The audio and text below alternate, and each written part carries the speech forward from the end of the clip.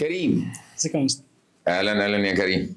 كريم كمان مبدع في المايند مابس والحاجات دي. هو عمل الاسئله بتاعته على شكل مايند ماب وبعتها لنا، واحنا قلدناه بقى وغشينا منه ورحنا عاملينها كمان عشان نكون صراحه يعني. قول لي يا كيمو. مشكلة جلد الذات. حاطط 100 اجلد. تاسك. والله 100 تاسك. ولو عملت 99 يبقى ما ينفعش. ده انت اتنين في واحد، الله اكبر عليك. ده انت بيرفكشنست وكمان جلد الذات. كده انا بقى مش نافع بقى في الموضوع. الاثنين مع بعض يعني. انت ما انت حاطط، ما انت كده فيها برضه بيرفكشنزم يعني. تمام. وجلد الذات. طيب جلد الذات، اصل هو في فرق بقى بين ان انت بتعمل يعني بتراجع نفسك عشان تعمل ريكفري للاخطاء، ده مهم. بنسميها حتى في طرق التدريس حاجه اسمها ووش باك. فالووش باك ده ووش باك يعني، فانت بتبص ايه اللي انت غلطت فيه، لازم تلوم نفسك عشان تصلح. فده مطلوب، ده مطلوب. لو عيله سيكا بقى يروح متحول لايه؟ لحاجه غلط سلبيه اللي هي جلد الذات. لكن ربنا سبحانه وتعالى قال ايه؟ ولا اقسم بالنفس اللوامه. يعني دي حاجه ايجابيه لو ما زادتش عن حدها. وكل حاجه في الحاجات اللي احنا بنقول عليها بتتحول لمرض دي هي اصلا كويسه. بس لو زادت لو زادت هتتحول لمرض. انت فاهم؟ فانت بقى الى اي مدى تاثير ده عليك؟ يعني جلد الذات ده بيكون مثلا، اديني مثلا مثال واقعي فكان تاثيره كذا. يعني مثلا النهارده الصبح ماشي كان ورايا رياضه وكده وذاكرتها، وكان ورايا الانجليزي. تمام. خلصت الرياضه ونزلت ما ذاكرتش الانجليزي النهارده. فبروح بالليل هنام ما فيش انجليزي، ازمه بقى، دي مشكله. ماشي، كلام جميل جدا. لو انت بس الانجليزي اللي ورايا مكملات، يعني انا مخلص الحصص بقى قبل كده ومخلص، بس مثلا اكتب باراجراف، اكتب بتاع. يعني ده كمان انت يعني بتجلد نفسك في حاجه من اللي هي ما هي. طيب هيبقى ليها علاقه بان انت اساسا الحاجه اللي انت بتجلد نفسك فيها دي، اولا هي مطلوب منك ان انت تحاسب نفسك عليها وتعاتب نفسك عليها، ولا هي اصلا اوت اوف كنترول؟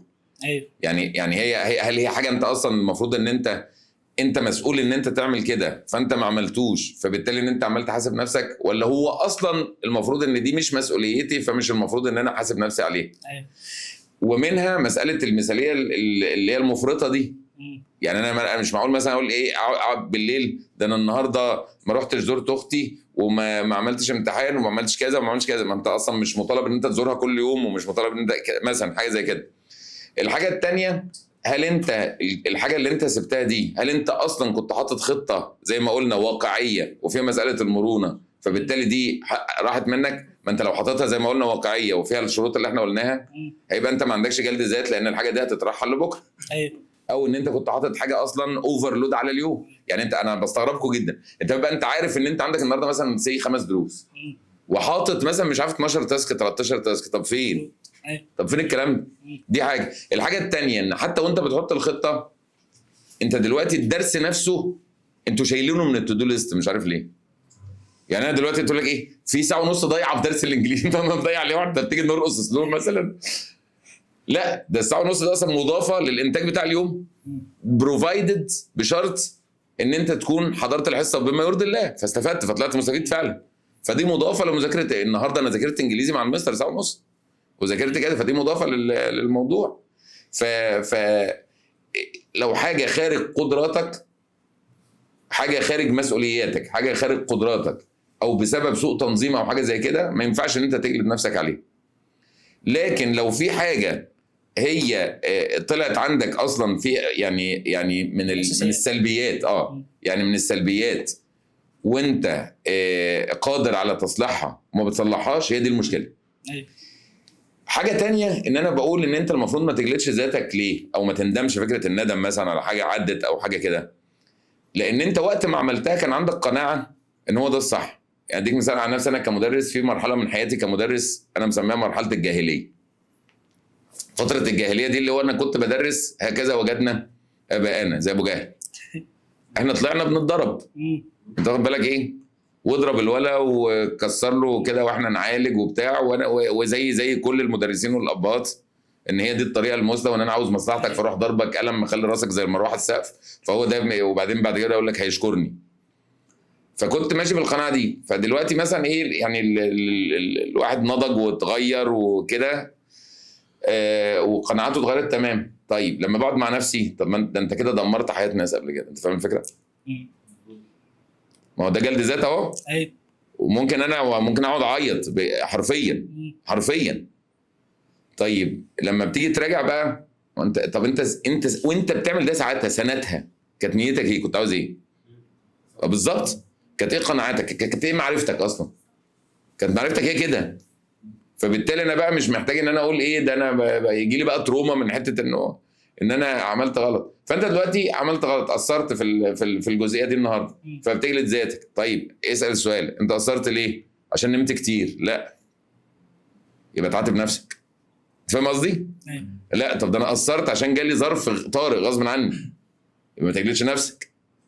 انا اثرت في الامتحان ده عشان ما كنتش مش عارف نايم كويس، ده كان ظرف ومش هيتكرر تاني، ما تجلدش نفسك. انا طول السنه بجيب درجات كويسه بس في الامتحان جالي دروب، اقعد الطم؟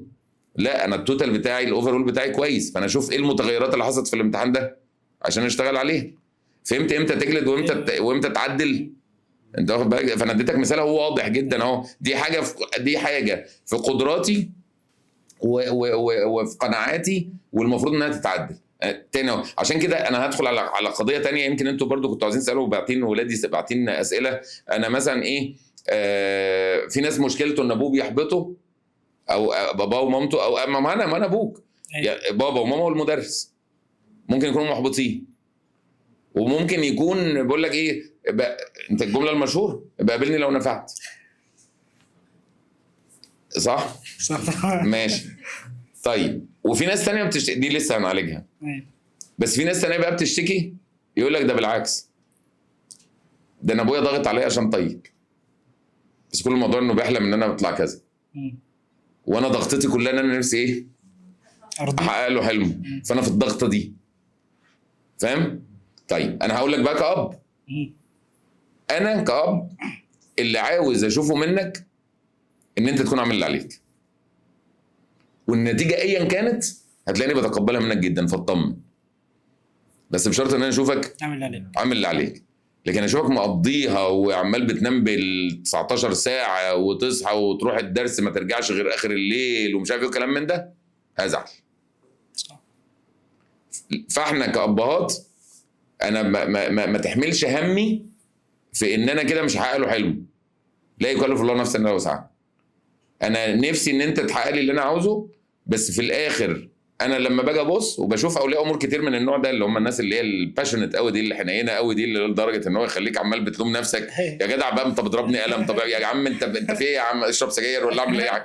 فانت تلاقي النوع ده بيبقى مزعج او متعب للابن اللي عنده دم طبعا اكتر من النوع يمكن اللي يعني التاني ده لو ضربك قلم فانت بتاخد باور ان انت تقسى عليه. انت واخد بالك؟ انما ده مشكله ده. فانا بقى عشان انا من النوع ده، يعني انا من النوع اللي هو حنين يعني. فانا بنقل لك بقى مشاعرنا انا بالنسبه لي لو لقيتك انت عامل اللي عليك، انا لا، ده انا هكون ببذل مجهود ان انا هديك اصلا لو النتيجه ما جاتش اللي احنا عاوزينها.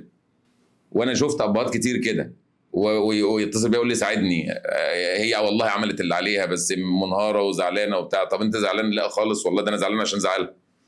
انت فهمت ازاي؟ فبس لا يكلف الله نفسا الا وسعها. شيلش اكتر من كده. مبسوط جدا ان انا اتكلمت معاكم. لسه احنا لينا لقاءات كتير ان شاء الله باذن الله. ماشي يا كريم.